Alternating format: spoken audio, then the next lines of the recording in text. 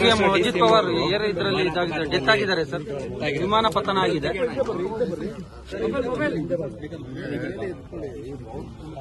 ಬೆಳಗ್ಗೆ ಬಹಳ shocking news. ನನಗೆ ವಿಚಾರ ಆಯಿತು. ಹಿರಿಯ ನಾಯಕರು ಯಾವಾಗಲೂ ಕೂಡ ಪಾಸಿಟಿವ್ ಆಗಿ ಆಲೋಚನೆ ಮಾಡ್ತಿದ್ರು. ನನಗೆ ಪಾರ್ಟಿ ಬಿಟ್ಟು ತಿರ್ಗಾ ಹೋಗಿ ತಿರ್ಗಾ ವಾಪಸ್ಸು ಇದೆಲ್ಲ ಆದಾಗ ಸ್ವಲ್ಪ ಮನಸ್ಸಿಗೆ ನೋವಾಗಿತ್ತು. ಅವ್ರ ಪೊಲಿಟಿಕಲ್ ಭವಿಷ್ಯದ ಬಗ್ಗೆ ಅವ್ರು ತೀರ್ಮಾನ ಮಾಡಿದ್ದಾರೆ. ಅದು ನಾನು ಅದ್ರ ಬಗ್ಗೆ ಚರ್ಚೆ ಮಾಡೋದಿಲ್ಲ. ಬಟ್ ಬಹಳ ಪ್ರೋಗ್ರೆಸಿವ್ ಲೀಡರ್ ಅವರು. ಮೊನ್ನೆ ತಾನೇ ಚೀಫ್ ಮಿನಿಸ್ಟರು ಹೇಳ್ತಾ ಇದ್ರು, ಆಲ್ವೇಸ್ ಎಲ್ಲದಕ್ಕೂ ನಮಗೆ ಸಹಕಾರ ಕೊಟ್ಕೊಂಡು ಕೆಲಸ ಮಾಡಿಕೊಂಡು ಹೋಗ್ತಾ ಇದ್ದಾರೆ ಅಂತ. ವಿರೋಧ ಪಾರ್ಟಿ ಇದ್ರು ಕೂಡ ಒಳ್ಳೆ ರಿಸಲ್ಟ್ ಕೂಡ ತೆಗೆದುಕೊಂಡಿದ್ರು. ಇವತ್ತು ಅವರು ಡೆಪ್ಟಿ ಚೀಫ್ ಮಿನಿಸ್ಟರ್. ಸೊ ಇವತ್ತು ಅವರು ನಮ್ಮಿಂದ ದೂರ ಆಗಿದ್ದಾರೆ. ಅವರ ಆತ್ಮಕ್ಕೆ ಶಾಂತಿ ಸಿಗಲಿ, ಅವರೆಲ್ಲ ಕುಟುಂಬದ ಅನ್ಯಾಯಿಗಳಿಗೆಲ್ಲ ಏನು ದುಃಖವನ್ನು ಬರೆಸುವಂಥ ಶಕ್ತಿ ಸಿಗಲಿ. ಜೊತೆಗೆ ಇಲ್ಲೂ ಕೂಡ ಅವ್ರ ಕುಟುಂಬದವರು ನಮ್ಮ ಬೆಂಗಳೂರಿನಲ್ಲೂ ಕೂಡ ನೆಂಟಸ್ಥಾನ ಬೆಳೆಸಿದ್ದಾರೆ.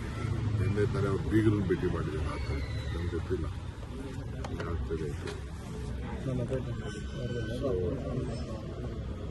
ನಾವೆಲ್ಲ ರಾಜಕಾರಣಿಗಳು ಬಹಳ ಹುಷಾರಾಗಿರ್ಬೇಕು. ಚಿಕ್ಕ ಚಿಕ್ಕ ಬೆಂಗಳೂರಲ್ಲಿ ಪ್ರಯಾಣ ಮಾಡುವಾಗ ಬಹಳ ಹುಷಾರಾಗಿರ್ಬೇಕು. ಅನೇಕ ನಾಯಕರುಗಳನ್ನು ನಾವು ತಗೊಂಡಿದ್ದೇವೆ. ಸ್ಪೀಕರ್ ಆಗಿದ್ದವರು, ಸಿಆರ್ ಅವರು, ಬಹಳ ಜನ ನಮ್ಮ ಪೈಲಟ್ ಎಲ್ಲ ಕೂಡ ನಮ್ಮ ಕಳ್ಕೊಂಡಿದ್ದೇವೆ. ಹುಷಾರಾಗಿರಬೇಕು ಅಂತ ನಾನು ಭಾವಿಸ್ತೀನಿ. ತಾಂತ್ರಿಕ ದೋಷ ಅಂತಾರೆ. ನನಗೇನ್ರಿ ಗೊತ್ತು.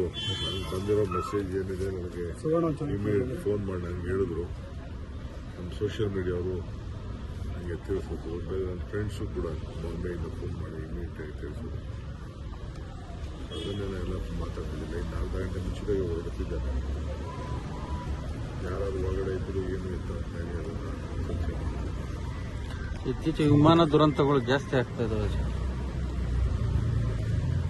ಈಗೇನು ಅದ್ರ ಬಗ್ಗೆ ಮಾತಾಡೋಕೆ ಹೋಗಲ್ಲ. ಸ್ವಲ್ಪ ಡೀಟೇಲ್ ರಿಪೋರ್ಟ್ ಬಂದರೆ ಆಮೇಲೆ ಮಾತಾಡೋಣ.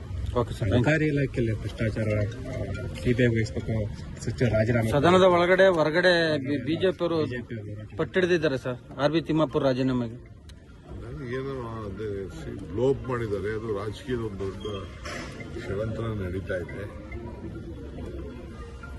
ಅವ್ರಿಗೆ ಇದಕ್ಕೆ ಸಂಬಂಧ ಇಲ್ಲ ಅಂತ ನಾನು ಭಾವಿಸ್ಕೊಂಡಿದ್ದೇನೆ. ನೋಡೋಣ, ಡೀಟೇಲ್ ನಾನು ಇನ್ನು ಚೀಫ್ ಮಿನಿಸ್ಟರ್ ಹತ್ರ ಮಾತಾಡಿಲ್ಲ. ಮಧ್ಯಾಹ್ನ ಮಾತಾಡ್ಬಿಟ್ಟು ತಿಳಿಸ್ತೀನಿ. Okay sir.